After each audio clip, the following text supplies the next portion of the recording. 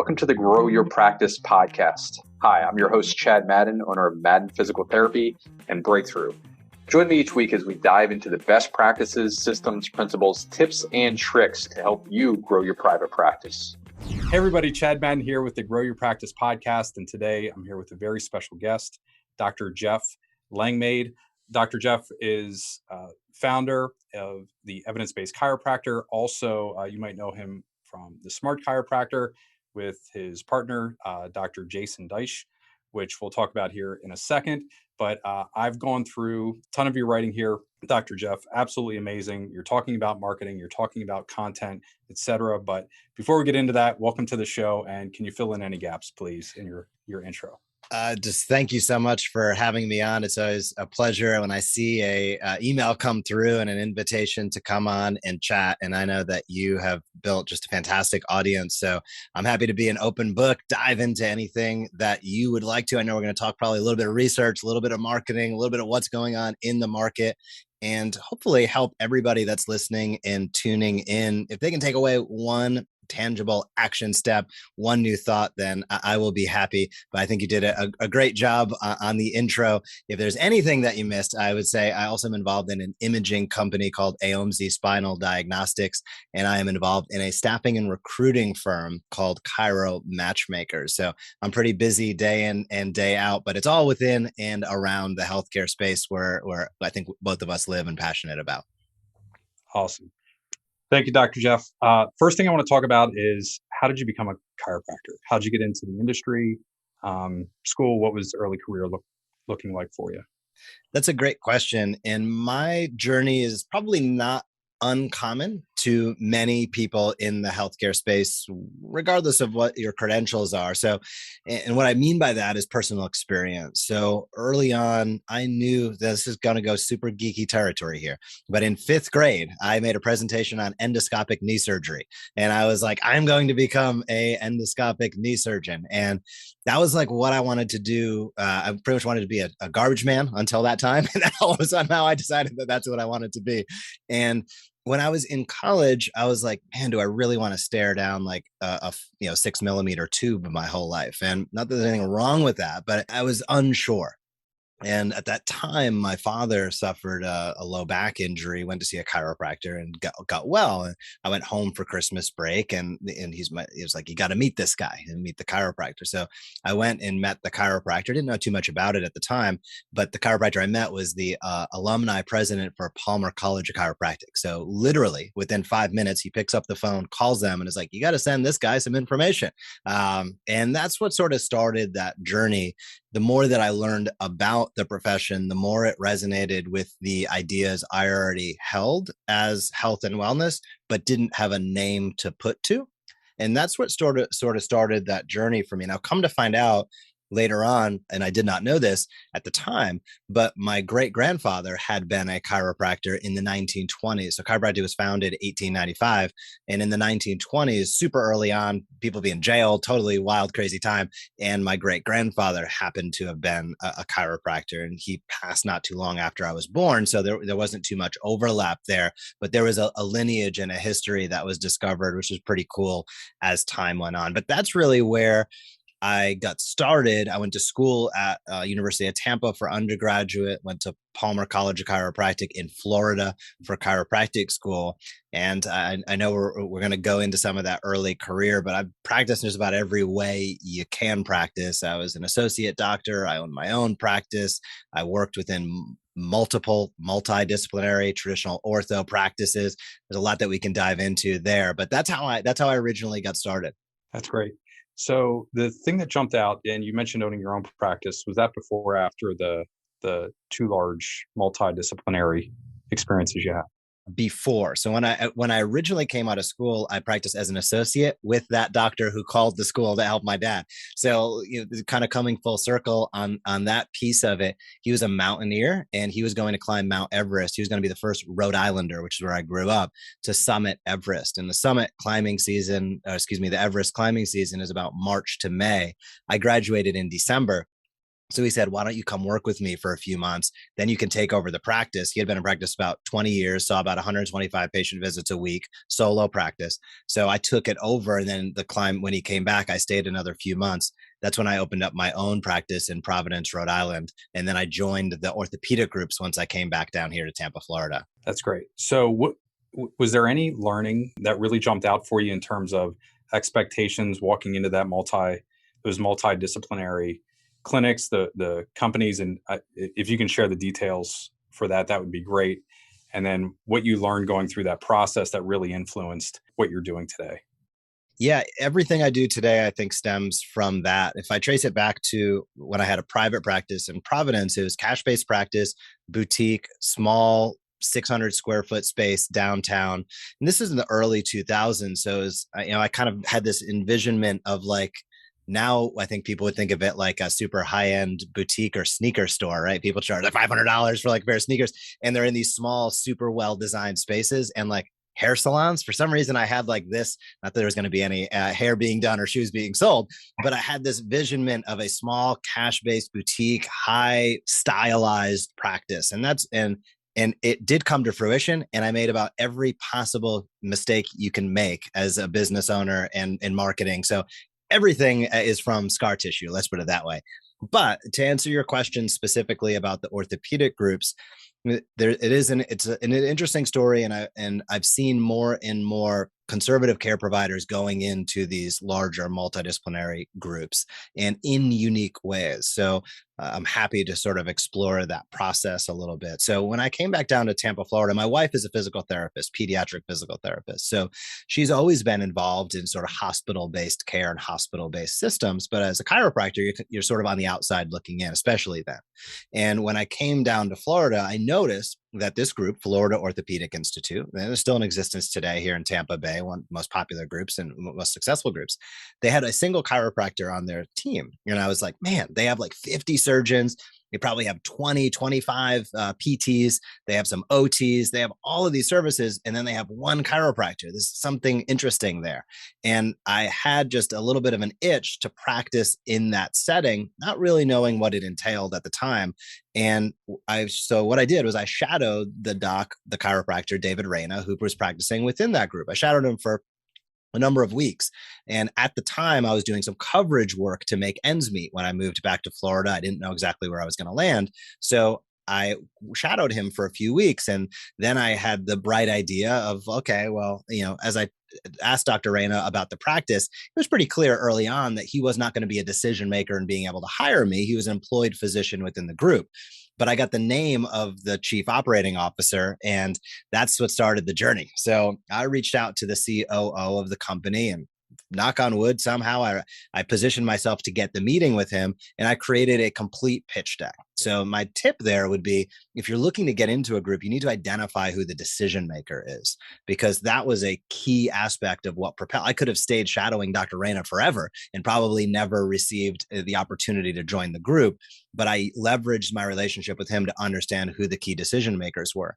Then I went in prepared. And in a large orthopedic group, patient care is important, but these are business organizations. So understanding that I was going to go in and had crafted I'm going to say in hindsight, a pretty good pitch to help them understand the opportunity they were leaving on the table by not having somebody like me, was a great position for me to be able to showcase the opportunity of adding me to the team. Now, when it comes full circle, that individual at the time, the COO, went back to Dr. Reyna and said, hey, have you ever heard of this guy? And of course, that's where the shadowing came in key, right? Because now Dr. Reyna said, yeah, Jeff's been here for a couple of weeks. Great guy. That's what sort of propelled the process forward. So that was very, very early on. That was probably, I want to say 2010, 12 years ago. And I estimate that I was one of maybe 25 chiropractors practicing in an orthopedic group in history at that point in time. Now it's a little bit more common, but that's how the process started. Great. Thank you for that, Jeff. When did the marketing bug hit you? And how did you make the transition from clinical chiropractor or associate chiropractor over to marketing? So some of that, the seeds of that probably occurred when I struggled in my own practice, owning my own practice and trying to get that boutique practice up and going. I just encountered so many issues. And I've always been a little bit interested in marketing. I played music and bands and things like that. So promotion kind of goes hand in hand with that. I've always liked online business in a very general sense, but not without any particular direction at that point in time. But when I joined the orthopedic group, one of the things that I began was the brand of the evidence-based chiropractor. And now in hindsight, it's a divisive name. Like people either love it or hate it. But at that time, I think I had like 10 names on a sheet of paper. And I just happened to choose that one. It wasn't any sort of statement of fact. It just was like, oh, this seems like it's okay. And it's available. The most important thing. So I started the evidence-based chiropractor because I saw so many healthcare providers didn't have great referral networks, and specifically within the chiropractic realm. So what really started that was this, is when I joined that orthopedic group, I was, okay, I got to build my practice. And I join the group. I show up on day one and my book is empty. And I'm like, oh gosh, like these guys have infinite patience. How come, what's going on here? So it was going to be a challenge, I realized, to build my practice within their ecosystem. So I started developing marketing materials, flyers, handouts, etc., and started doing events. And very quickly, I got a call from the director of marketing, like, hey there, cowboy, you can't just like use our logo and make up all your own stuff and like go for it. And I'm like, oh gosh, I didn't really consider that. But I thought to myself, okay, well, how the heck am I supposed to build a practice within this practice if I can't go externally? That's what made me think, well, I got to reach out to these other employed physicians, the PTs, the OTs. I got to reach out to my colleagues in this organization and build referral relationships. So I started to do that and it worked. And then I took that externally to some of the primary care physicians in the community and it started to get a little bit of traction. And that's when the light went off in my mind. I said, man, there are so many healthcare providers, specifically chiropractors, that struggle to really build great long-term referral relationships, which is marketing ultimately. And that's what was the impetus early on for the evidence-based chiropractor.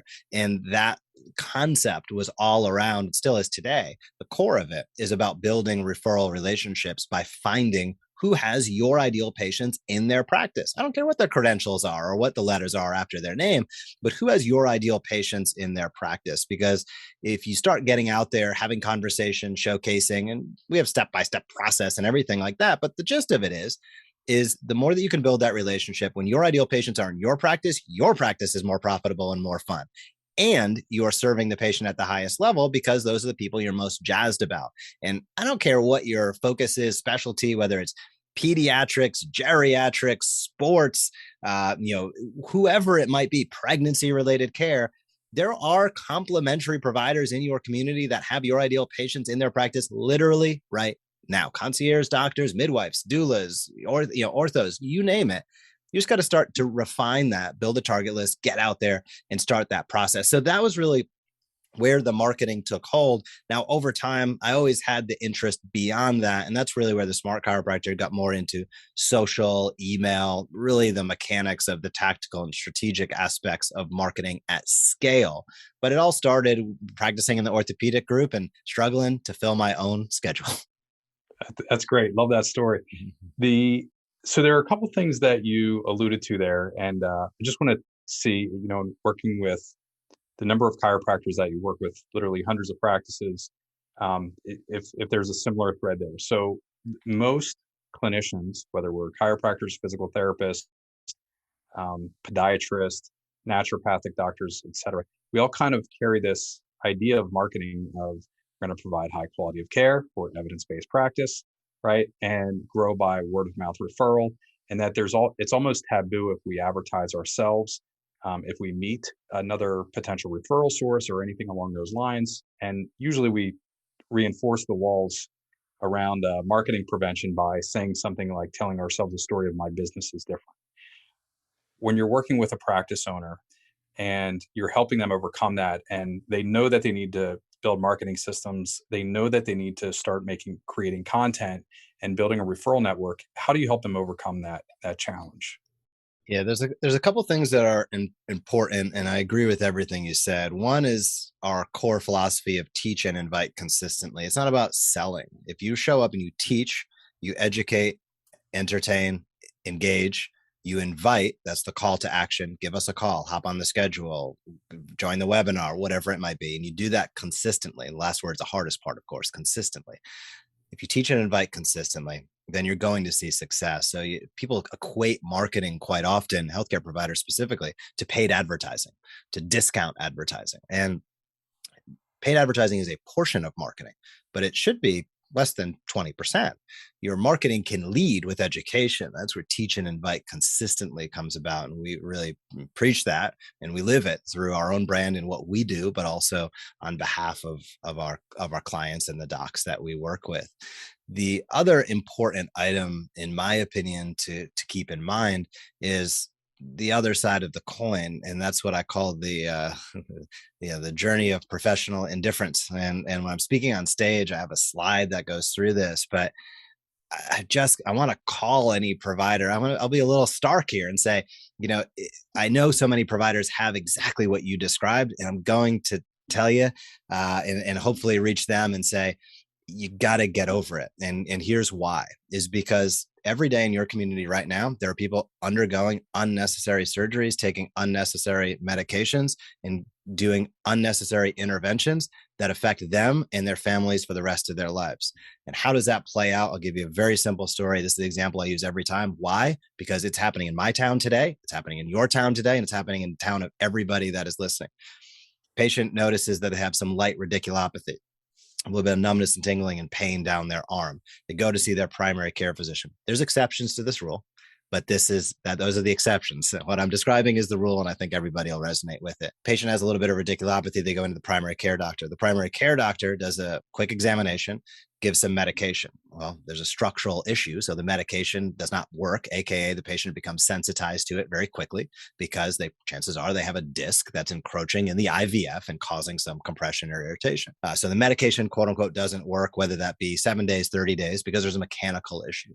And they're going through the same lifestyle habits because they haven't changed anything, right? So they're just going back to work doing the same thing. They become sensitized, they go back. Primary care says, well, let's get an MRI. The MRI, lo and behold, shockingly, shows that a disc might be bulged or herniated and encroaching in the IVF. Well, a good physical exam would have picked that up to begin with, but this is the journey of professional indifference. Primary care at that point says, I knew it. We have a disc issue. You know what you need to go is you need some injections. You need to go to the pain management doctor. Patient goes to the pain management doctor, receives an epidural steroid injection. Epidural steroid injection loads the area. You could stick it in your toe, your butt, your wherever you want. You're going to feel better for a short amount of time, but by and large, they've shown to be largely wholly ineffective, other than acute inflammation and acute pain in an area. Patient goes back to doing the same thing they've done their whole life because they think the doctor's taking care of it. Guess what? The ESI wears off. They received 3 ESIs that first year. Well, you can't get any more epidural steroid injections while that's deteriorating the cartilage in the area that's inflamed and injured. Well, now it's off to the surgeon to potentially take care of that issue. And I think that is a travesty. And we know that happens 24 million ESIs each and every year, over 1 million elective spine surgeries each and every year. And there's a time and a place for each of those. But there's no question that permanently alters the biomechanics. It permanently alters life. And I'm describing what I'm going to say in some cases is the best case scenario. The worst case, they get addicted to opioids, and then we're dealing with that, which all of the gains on the opioid epidemic that took place between 2014 and 2017 are completely wiped out. It is by far worse than it's ever been because of the last year and a half, and it's not going to let up anytime soon. So I believe as PTs, as OTs, as DCs, we are an integral part of getting in as early as possible. In some states, hopefully we're getting in as the first point of contact where a patient comes in and can receive movement-based care, lifestyle effects. They can take health into their own hands, reduce inflammation, change habits, alter lifestyle, which has been just about the only thing that's actually going to make a material difference long-term in so many of these cases. So tying that into marketing, why is marketing important? If you care about the health of people in your community, you need to get out there and tell your story. You have to be, what I say is proactively answering the questions people have about their health, because the more that you do that, the more you build trust and rapport, and the more that you can help people in your community avoid the fate that so many have fallen into over the last 20 years and will continue. And I want to be clear, that's not a slog on orthopedics. That's not a slog on MDs or DOs. That's not a slog on primary care physicians. It's just, we all know it to be true. I'm just calling it what it is. And I think all of us as conservative healthcare providers need to step up and lean in so that we're leading that conversation. We're not waiting for just whatever happens to come our way. Yeah, completely agree with you there, Dr. Jeff. I know every single, whether we have a practice act or code of ethics or standards of conduct in any clinician, it always leads with, we have a responsibility to the patient first. And if we can help that patient for a couple $100, a couple $1,000 with conservative care, avoid unnecessary medications, injections, and surgery, that's really our responsibility. Love what you said there. Very articulate. I've been talking about it for years, but you put it in a nice package there. I appreciate that. You talked about very briefly education, which I agree as well. If we're talking about nurturing or indoctrination, long-term the clinician establishing themselves as the authority celebrity expert, nothing beats education. You also talked about buying advertising as well and putting out, at least in your articles, a lot of social content, a lot of, whether it's books, reports, pamphlets, brochures, etc. If I'm a clinician, I have no idea how to market. I know I need to market. Where do I start? Oof, that's a tough one. So I would always start with the hottest audience, which are the people that you have already seen. So what I mean by that is I would look towards your current patient database. So if you were going to start, for instance, and you just say with email marketing, you say, well, I think email is important, but do I put a lead capture on my web? This seems complicated already. Mm-hmm. What I would say is reach out to your existing or past patient database. Let them know you're around, showcase, teach, and invite. You don't have to say, hey, come in to see me tomorrow. That's actually the worst type of email you can send. But what you can send is educational content. That might be, for example, a case study of something that you saw in practice lately. I love thinking about content, the research, and putting it into the context so people can understand. So I said radiculopathy earlier, but if I was writing an email or a social post around that, I'd say, is my arm pain coming from my neck? Right? That's patient language where it's like, if anybody has arm pain that's receiving that message, you just got their interest, right? And now you can describe and go into detail. Well, here's what might be happening. If you notice this, this, or this, and you can break it down, and you could even offer, here's some stretches and exercises. Now, if that doesn't, if you don't find relief within X days, however you want to phrase it, give us a call. And that's the invitation, right? But you lead with the teaching and showcasing something of value, and then that affords you the opportunity for the invitation. So to answer your question, I guess very clearly on where to start is, I think you have to start by first shifting your mindset that marketing is a bad thing or about sales to marketing is about teaching, educating, and connecting, and stepping up to be that leader, to be that celebrity, to be that influencer. Because if you're not, who is? And if you look out there in your community or online and you're like, I don't like what that guy or gal is doing, well, it's your time to step up, right? So shifting that mindset first to a teach and invite mentality, I think is the number one thing. Because if you are fighting an uphill battle, thinking that marketing is sales, thinking that marketing is paid advertising, thinking that marketing is, I have to be cheesy and sleazy and I have to do this, you're never going to last on the consistency part, right? And teach and invite consistently is the most important thing. So number one is mindset. There's a lot to explore there, but in a nutshell, that's how I would view it. The second thing that I would do if I was just getting started, and this will be a little bit jarring for many out there, but I would start with video. Why? Because it's hard. Number one, and you just got to get over it. I'll talk about that in a second. Number two is because it's the most powerful medium available. It's the deepest way that you can most quickly build a connection. And many of us aren't great writers, and many of us, aren't great salespeople. But I think as providers, as clinicians, we all have a certain level of communication skills with the patient.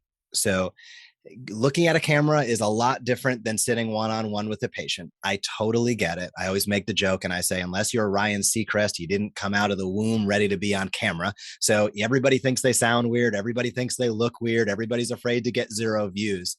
But It's a skill and you just got to push through. And the sooner you do those first 5 to 10 videos, the sooner you'll get on the other side of that. And then you're going to be comfortable and you're off to the races. So don't let technology be a hindrance is one tip I would say. You don't have to have the best camera, the best microphone.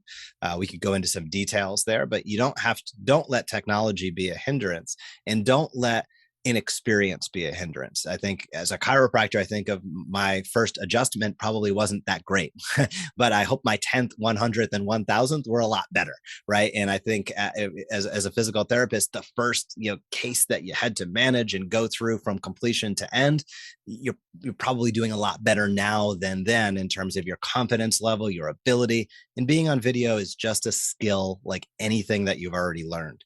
Takes a little bit of repetition, takes a little bit of practice, but if you can get over that hump, it's going to be the most powerful communication tool, because you could use video on any platform. Now you become platform agnostic. You can use video on TikTok, YouTube, in emails, on your website, on Facebook, on Instagram. It gives you the widest array where you can use that content.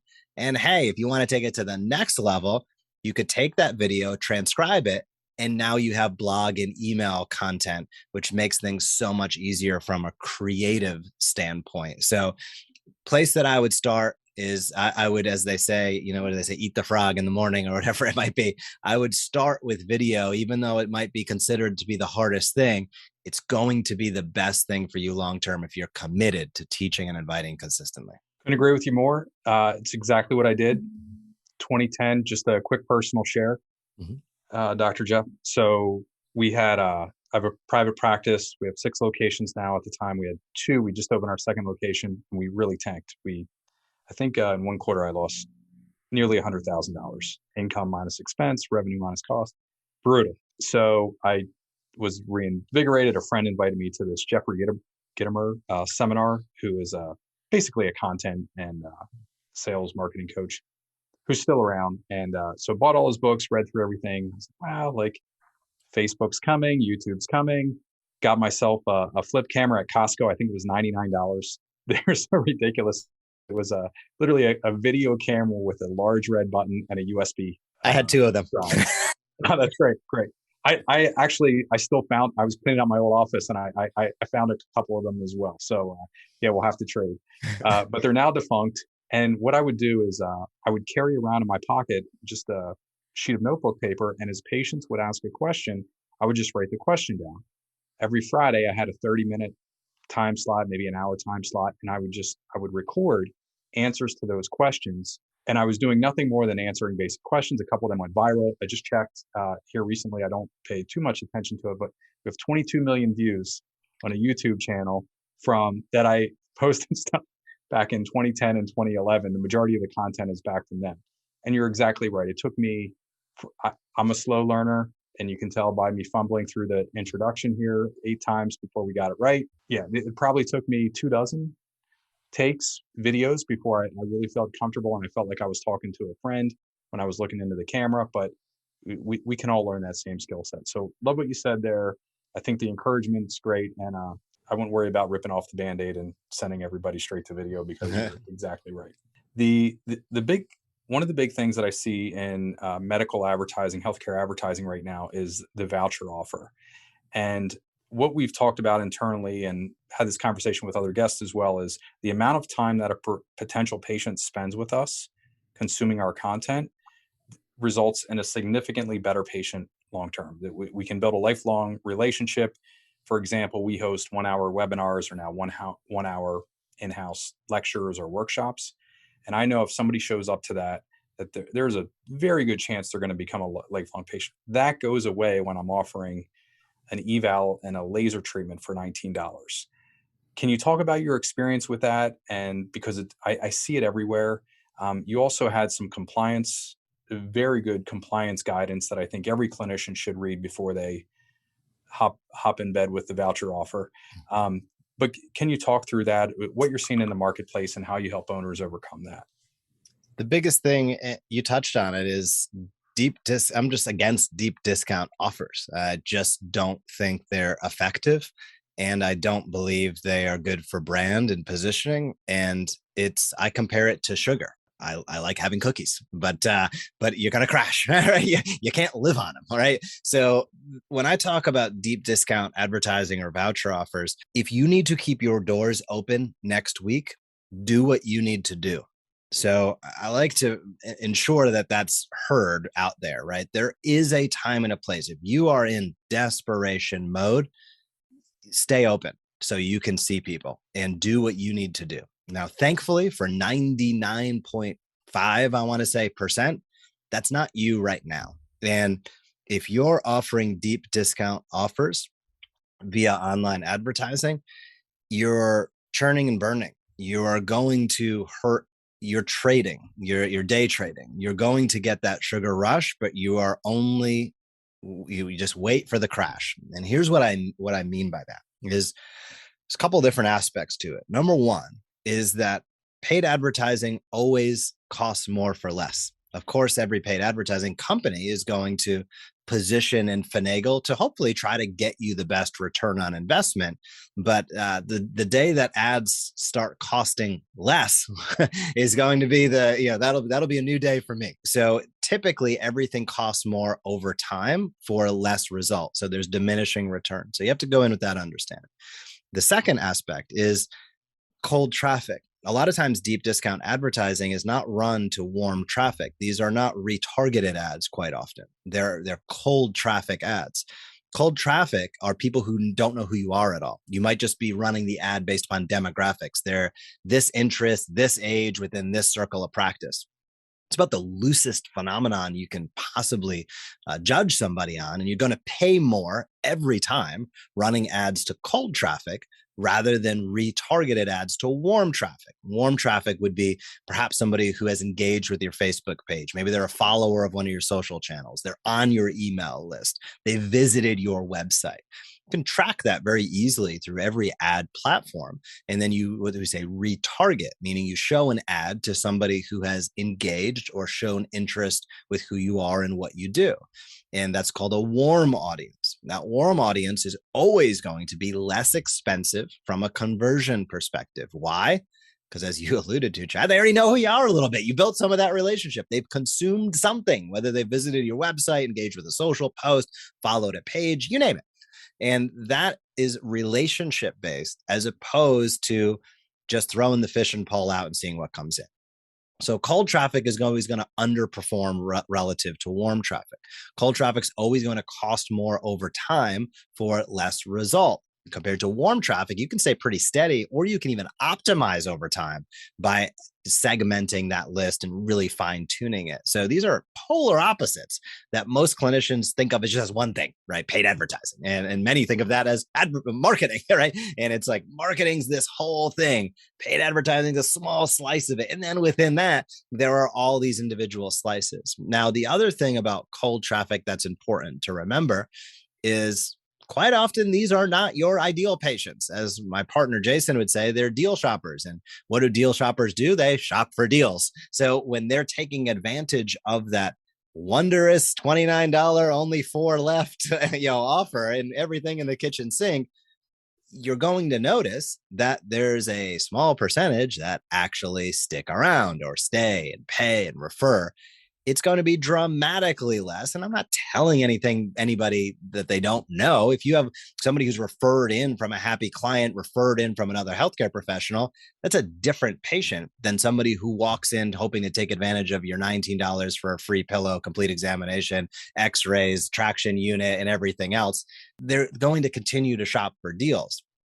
And the compounding thing of all of this is the cold traffic, that person that comes in for that deal, ironically, providers are selling the most in that interaction. They're like, I got to convert and sell this person, and I'm watching the number. And it's like the irony of so many healthcare providers that are evidence-based, that really pride themselves on communication, then running deep discount advertising and then having a problem with marketing, quote unquote, because they're associating it with the discount. But it's crazy pants and it's crazy land. And it goes on to the tune of, tens of thousands of providers each and every day. So the difference in my problem, I would say, with vouchers and deep discount advertising is, number one, It's just less effective. Like if you want to do that because you need to keep your doors open, that's one thing.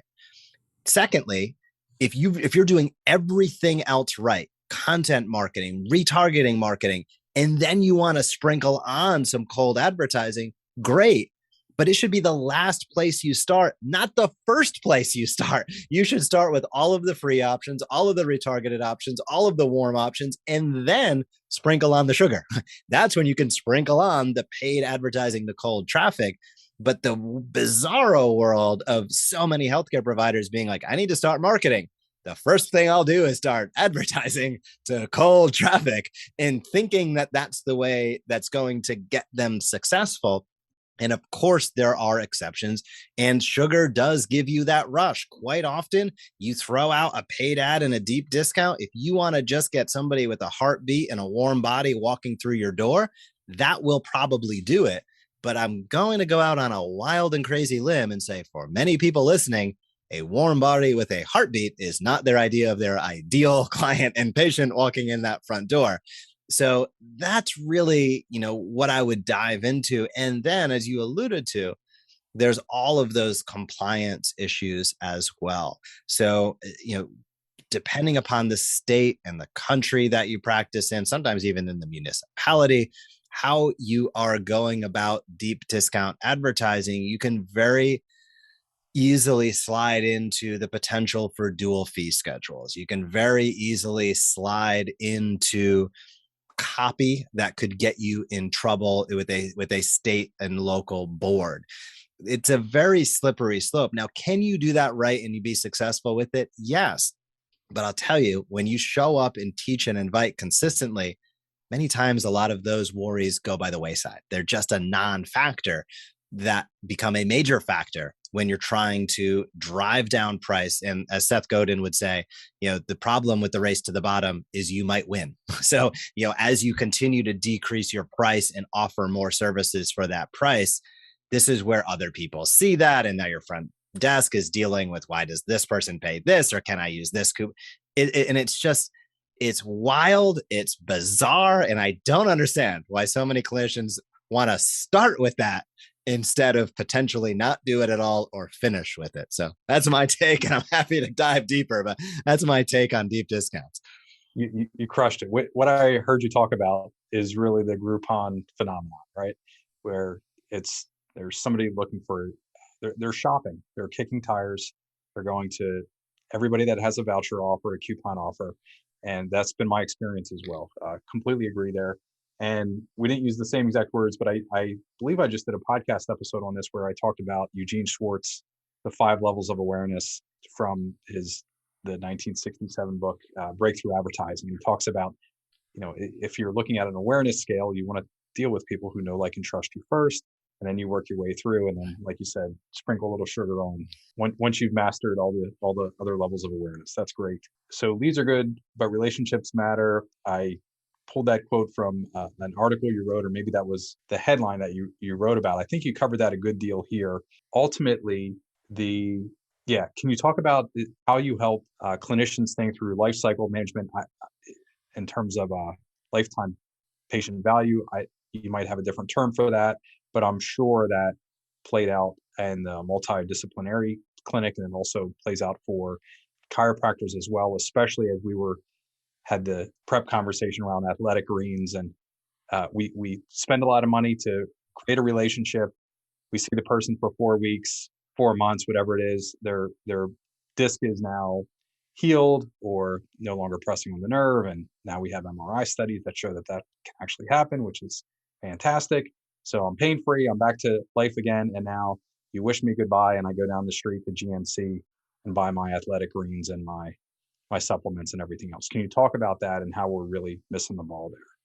Yeah, I'll lead in with a little bit of a different slant, and I'll get to exactly your question. And one of it, you talked about lifetime value of a patient, life cycle value, and this is bizarre, especially with the name of my brand, the evidence-based chiropractor. This, over the last 5 to 10 years, is like this militant faction of healthcare providers that take like this unduly, I don't know, like they're like puffing out their chest with a low PVA, patient visit average, right? I get patients out of my practice in 2 visits, in 1 visit. Yet we all know that pain is the last thing to come and the first thing to go. We all know that habits take time to change. We all know that most of our patients are going back to the same lifestyle that got them in there in the first place into our practice. Yet there's this pride in bolstering with aggressively, quote unquote, evidence-based clinicians of you're a total charlatan if you see people long term, and my PVA is the lowest. And I just want to say, I'll challenge that all day long. And I'll challenge it because look at the lifestyle of the people coming into your practice, sitting all day, eating not so great food, stressed out all the time, not exercising enough. And you hopefully, we are making dents in that as we influence them, as we inspire them, as we help them get out of pain and get back to the things that they love. But quite often they're going back to the same job. They're going back to the same stresses. They're eating roughly the same foods, and it's probably suboptimal. And I'm being very generous with that.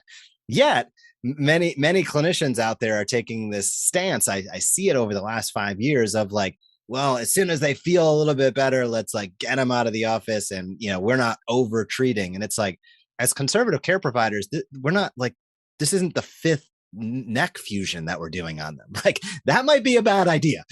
Going in to get a movement assessment by your PT, by your DC, going in and fine tuning the exercise program, getting adjusted once a month might not be a bad idea, considering most people are super stressed out, eating like crap, not exercising enough, and sitting all day. Wild thought. But that's a concern of mine. Yeah, especially with the brand name that I've created, is there's this distinct, faction of clinicians that really take pride in what I'll call an aggressive mentality against any sort of long-term care and treatment. And it's just foolish to me. Now, is there over-treating? Of course there is. And, should we be mindful and have a patient-centric approach? Of course we should. But that's where it comes down to, as you sit down with the patient, hey, we're going to create a plan based upon 2 things, your health goals and my findings during the examination. That's a simple way to say it. It's a truthful way to say it. And it's a great way to practice in a patient-centric fashion. So that's regarding that. Now, you brought up a great point about lifetime value of a patient. And this has been an area that myself and my business partner, Jason, have been exploring really, really heavily the last few years. And there's a lot to dive into here, but I'll give it the surface view, and then we can dive into any of the rabbit holes that you would like. We love monthly recurring revenue. So all of our businesses are based upon monthly recurring revenue. Why? Because the fee-for-service model has one big hole and challenge. Whether you had your best month or your worst month, the first of the month becomes start over day.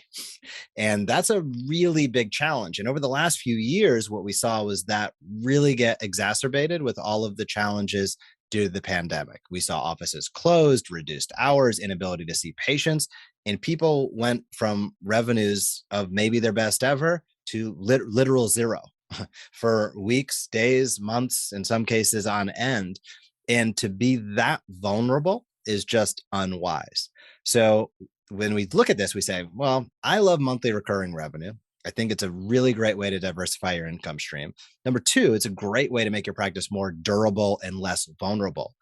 We started to look at that, and we created a concept that we call the payday practice. And it's, how do you create monthly recurring revenue that meets your minimum viable monthly expenses each month? Because if you can have recurring auto-debited revenue that meets your expenses, practice becomes a hell of a lot more fun and way less stressful, because now your care is fee for service. Now that's the goal. It takes time to get there. It doesn't happen overnight, but that's the aspirational goal, is that if you could ideally have, not changing your business model, it's not giving up patient care by any stretch of the imagination. Now, if you want to have a digital practice, you certainly can, but this is about diversifying income streams, reducing stress, and increasing revenue in a patient-centric way. So we identified 3 primary ways that most clinicians can implement this in a way that we believe makes sense.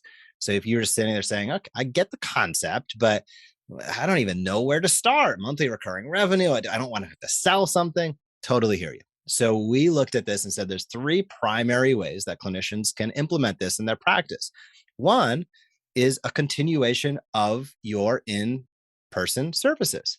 So a monthly movement assessment, a monthly insert here, whatever that means for you and how you go about your practice, have your patients check in with you once a month. Maybe not, there'll be exceptions, but a majority of the time that's warranted. It's not overcare, it's not overtreating, and it's going to help that patient be better. Accountability. So we say people, come in because they have a problem and they stay for accountability. So the accountability of checking in each month is critically important. And many of us have movement-based facilities. So we have gym equipment. We have things where we can monitor and assess movement in a meaningful way. I don't think there's anything better that we can do for people, yet none of us tend to really check in. So you could continue your inpatient services. In chiropractic space, we typically would call this maintenance or wellness care, but that's an option. Now, if you don't want to do that, that's one option. The second option would be to have an online store, an e-commerce store. We love personally everybody everyday supplements. What we know 50 to 70% of people going into conservative care providers take supplements each and every day. A multivitamin, vitamin D. These are the everybody, non-therapeutic, everybody every day. D, omegas, maybe magnesium, a multi. These are everybody everyday supplements. So we developed a storage system. There's plenty that you can use out there, but the key aspects of this are drop shipped and auto recurring revenue. Many of us have the closet of seminars past where we purchase products and we're trying to sell them and it's awkward and they end up collecting dust and it just doesn't work because it doesn't fit into your business model. However, if you have an online store that drop ship direct to your patient, you don't have to have the inventory. You don't need to worry about the customer service and it's auto shipped. Better for the patient, better for you. Hold on that for 1 second. I'm going to hit the third one and then I want to come back real quick. The third one is more new and probably the hardest, and that's online coaching, right? Many providers are getting into online coaching, and that can mean a variety of different things, right? It could almost border on telehealth all the way up to concierge lifestyle coaching. And you could create online programs, you could do group coaching, you could do one-on-one coaching, but there's an avenue there to create monthly recurring revenue by providing value on an ongoing basis that's leveraged. That's not you at the table or at the piece of equipment working one-on-one, but that can be leveraged at scale online. So the three opportunities that we've identified for most clinicians most of the time, you get to pick, is continuation of ongoing in-person services on a auto-debited basis. That's typically the easiest to implement, but it still doesn't really break you free of that fee-for-service model. Number two is what we love the most, which are having an online store with product drop shipped on a recurring basis. And then number three is health coaching online and that sort of thing. And the key aspect of number two, the epiphany moment for me with, for instance, the supplements online were, and you could insert traction or supplements with this, like cervical traction units is, I'd have patients come in and they'd say, what cervical traction unit should I buy? Or what multivitamin should I, what do you take? I'm spending 10 minutes poorly describing something for them to buy on Amazon that then they go home, they purchase off Amazon, they come back the next week with the wrong thing. And I'm like, this is insanity. Like, number one, I'm taking an exorbitant amount of time, very poorly describing something. They are purchasing the wrong thing. And how is this serving anybody? And the point of having an online store, an e-commerce store that enables drop shipping is it's a lot easier to say, that's a great question, Chad. Why don't you visit my online store that has my favorite blank, which will be drop shipped to you. And you can actually scan the QR code at our front desk on the way out and hop right onto that store. That saves you a significant amount of time. The patient is now getting what you actually would like them to purchase. And guess what? Side effect, you create some revenue off of it. Now, if it's a traction unit, that doesn't really solve the monthly recurring. That's why I personally really like the consumable goods, aka supplements, make a lot of sense. Nobody out there, in my opinion, is eating this wondrous diet with how we all live today, including myself. And I think I'm pretty darn good. So being able to offer everybody everyday supplements just makes so much sense, especially when 50 to 70% of the people walking in your front doors are already buying probably crap from somewhere else. Spot on. You crushed everything there. Could you go, well, you talked about 3 examples for a monthly recurring revenue stream, and then the fee for service, which would be our normal delivery of chiropractic care, clinical services, physical therapy, OT, speech, et cetera, and receiving money from the insurance company most often for that, or unless it's a cash pay situation. A lot of clinicians confuse, and thanks for bringing me back, confuse a cash pay service like a laser, that is recurring revenue. And I understand the addition of the cash pay service, which is great to supplement payer mix issues and insurance problems and things along those lines. I understand that, but it's very different than the first of every month or the 15th of every month getting $10,000 or $30,000 or $100,000 in revenue coming through and hitting the bank account and covering the expenses for the month. Can you talk through that a little bit? Do you see that problem happening, or is it something that's just very easy to correct and overcome? Yeah, I think for many clinicians out there, the easiest way for them to first consider adding on additional revenue sources is adding on, as you described, maybe it's a class 4 laser or some cash-based service. And that's a great step in the right direction. But as you described, it doesn't really solve the core issue. Still time for money, right? That's right. That's right. You're still trading that time for money. You're still having to be there right in front of the patient. And I always like to hedge a little bit on this because that's what we do as caregivers. We love that. This is not an indictment of that at all. It's actually, wouldn't your practice and your time with your patients be so much more fun and productive if you knew you had your expenses covered the first of every month? And now you're able to really teach and invite. You're able to really have fun. You're able to really go after your ideal patients and not have to compromise either your marketing, your message, how you're communicating, your care plan, but you're able to really do it from a patient-centric point of view because your finances are totally buttoned up. So I'm still a huge advocate for hands-on care and delivery.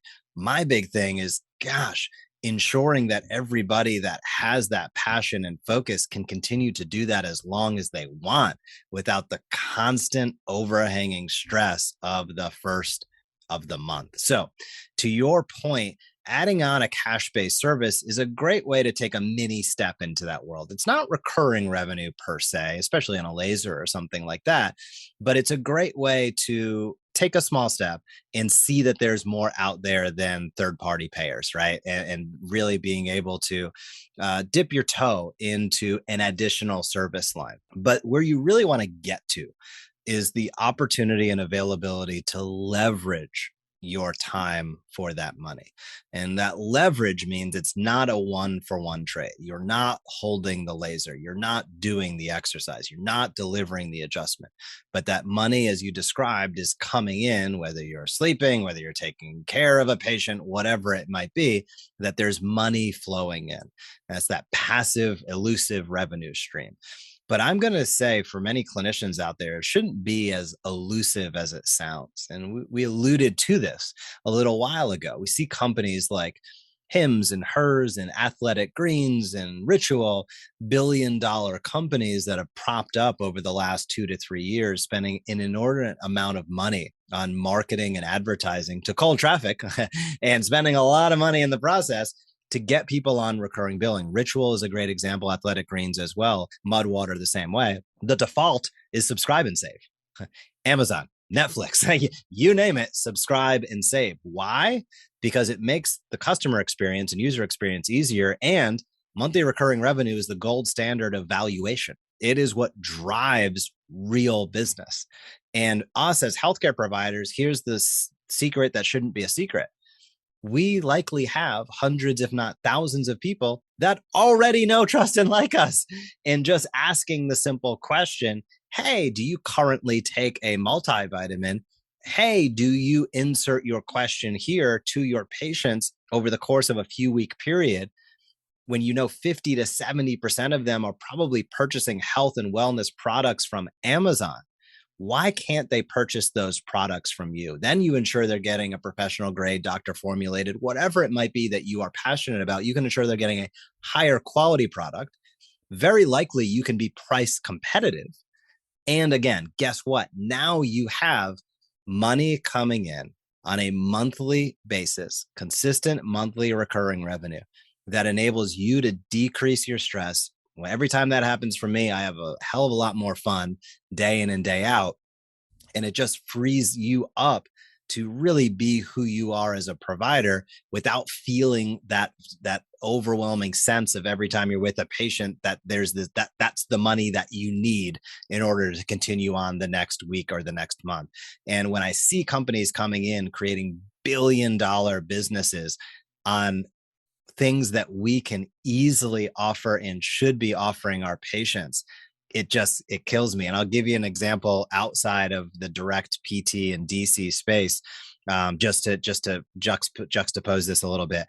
My wife uses a Quip toothbrush. It's a monthly recurring toothbrush head. They send her a toothbrush head that she replaces at $10 a month. And I sit here and I say to myself, how have dentists not sold toothpaste and toothbrushes on they give you the mini thing, they give you the little toothbrush, and they say, see you in 6 months or see you next year. And I am like, this is absolute insanity that they're not selling 99% of the toothpaste and toothbrushes out there. These are consumable items that run out, that they give free samples of, and then say, good luck to you.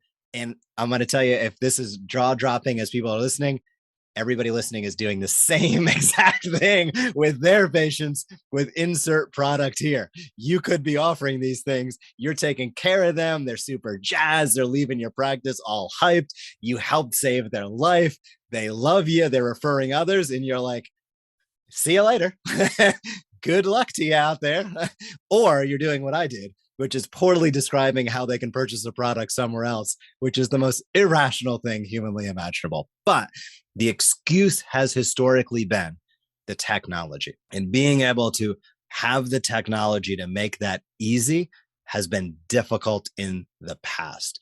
And that is what's changing now, where you don't have to be a web developer or technology geek to make this happen in your practice. And that is one of the most fundamental shifts after the mindset shift.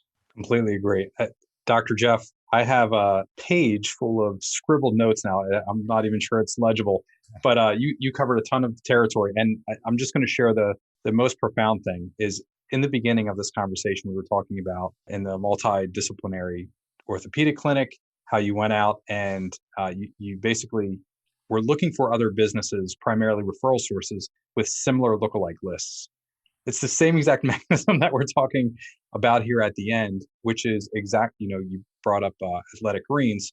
Athletic Greens pays Tim Ferriss more than a couple dollars to get access to, the millions of podcast downloads he has and, to be featured on tim.blog, et cetera, because they just want access to his lookalike list.